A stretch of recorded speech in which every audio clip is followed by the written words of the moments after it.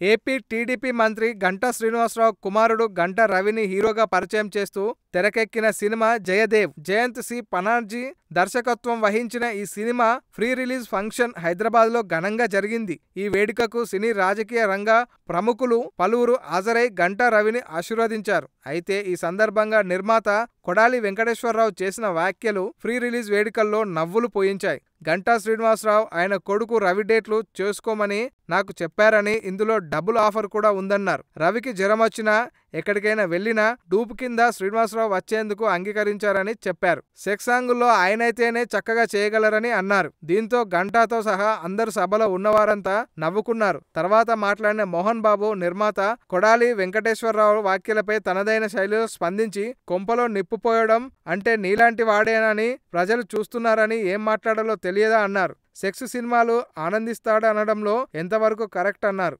గంటాది ఆ కోణం కాదని అన్నారు. గంటా చాలా మంచివాడని, ఆయన మంచితనం వల్లే ఇంతమంది పెద్దలు ఆయన కొడుకుని ఆశీర్వదించడానికి వచ్చారని అన్నాడు. ఈ వీడియో మీకు నచ్చినట్లయితే సబ్స్క్రైబ్ చేయండి. ఫిలిమి స్టార్స్ బోలెడంత న్యూస్ బోల్డ్గా.